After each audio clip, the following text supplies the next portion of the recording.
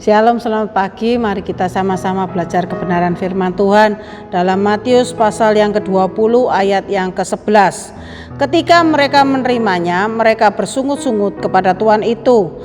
Katanya, mereka yang masuk terakhir itu hanya bekerja 1 jam, dan engkau menyamakan mereka dengan kami yang sehari suntuk bekerja berat dan menanggung panas terik matahari.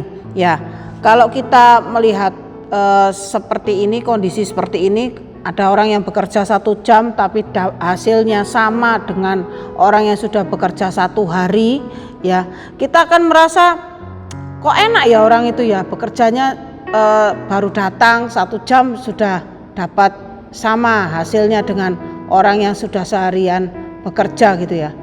Kadang kita itu merasa marah gitu ya, tapi kita harus bersabar saudara ya. Dalam hal ini kita harus sabar melihat situasi dan kondisi yang seperti ini. Kita harus mengerti bahwa hidup ini kadang-kadang itu seperti itu gitu ya. Tidak harus sama semuanya gitu ya. Cobalah kita lebih sabar ya dalam situasi yang seperti ini. Nampaknya tidak adil ya.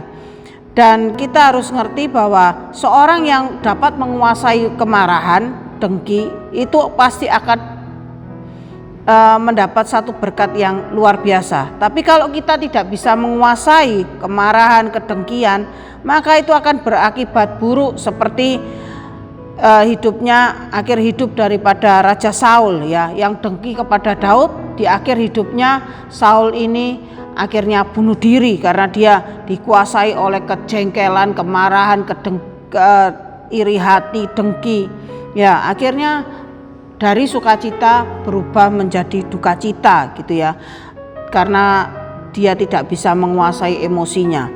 Ya, gantilah sikap kita yang suka iri, dengki, marah dengan sukacita. Dalam Roma 12 ayat yang ke-15 berkata, bersukacitalah dengan orang yang bersukacita dan menangislah dengan orang yang menangis. Jadi kita ini harus bisa memberkati orang ya, kita harus bisa menjadi berkat untuk orang lain. Kita harus bersukacita ya di dalam hidup kita ini, walaupun banyak sekali yang terjadi, namun kita harus bersukacita. Jangan kita ini marah, jengkel, dengki kepada orang lain, maka hidup kita ini tidak ada sukacita kalau seperti itu saudara ya. Tetapi kalau kita ini ada sukacita di dalam Tuhan ya, maka kita ini senang hidupnya gitu ya, ada damai sejahtera daripada Tuhan. Walaupun ada banyak sekali tantangan, rintangan, kita merasakan ada damai sejahtera daripada Tuhan. Wajah kita bisa berseri-seri ya, bukan karena kita mempunyai begitu banyak uang, tetapi karena kita ada damai sukacita dari Tuhan. Maka Tuhan itu akan memberikan kepada kita itu damai sejahtera yang luar biasa. Mari kita sama-sama satu di dalam doa.